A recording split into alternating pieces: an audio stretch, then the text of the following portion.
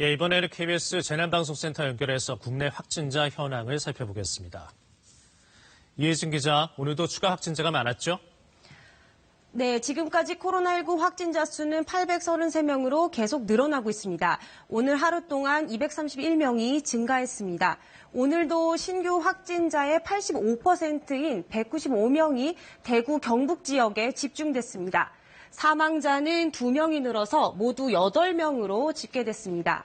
사망자 가운데 6명은 경북 청도 대남병원 관련 환자이고 1명은 경주에서 그리고 1명은 경북대 병원에서 발생했습니다. 현재 격리 중인 환자는 103명으로 늘었고 격리 해제된 환자는 4명 늘어 모두 22명입니다. 이번에는 전국적인 환자 분포를 보겠습니다. 지금까지 대구, 경북 지역의 누적 환자가 가장 많은데 대구는 모두 484명, 그리고 경북은 198명입니다. 이 두 지역을 합치면 81%에 달하는데요. 대구, 경북 다음으로 환자가 많은 곳은 수도권입니다.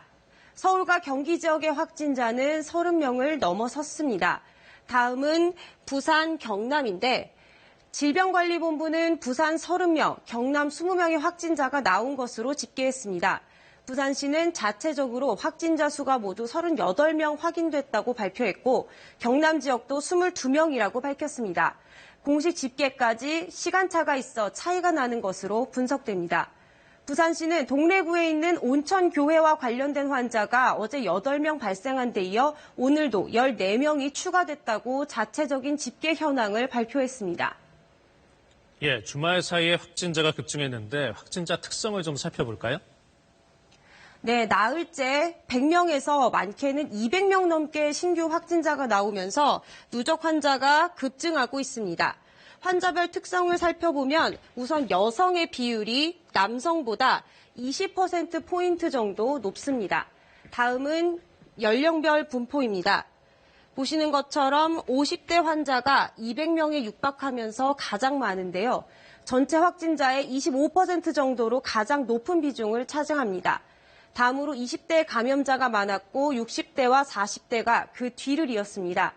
그리고 0세부터 9세까지 어린아이들의 감염 비율은 상대적으로 굉장히 낮은 것으로 분석됐습니다. 다만 지금까지 환자 비율로 보면 여전히 가장 많은 확진자는 대구 신천지 교회와 연관돼 발생했습니다. 지금까지 확인된 대구 신천지 교회 관련 확진자는 455명, 청도 대학병원은 111명입니다. 이 둘을 합치면 전체 확진자의 70% 이상을 차지합니다. 오후에도 대구 경북 지역의 확진자가 53명 늘었는데 이 두 곳과 연관됐을 가능성이 큽니다. 현재 검사가 진행 중인 사람은 11,000명을 넘어섰습니다. 당분간 코로나19 확진자는 계속 늘어날 것이며 이번 주가 최대 고비라는 전망이 나옵니다. 개인 위생에 각별히 신경을 쓰고 특히 면역력이 취약한 고령층은 바이러스 전파 가능성이 높은 병원 방문이나 종교 활동 등을 자제하는 것이 좋다고 보건당국은 당부했습니다. 이어지는 KBS 뉴스 특보도 계속 시청해 주시기 바랍니다. 지금까지 재난방송센터에서 KBS 뉴스 이혜진입니다.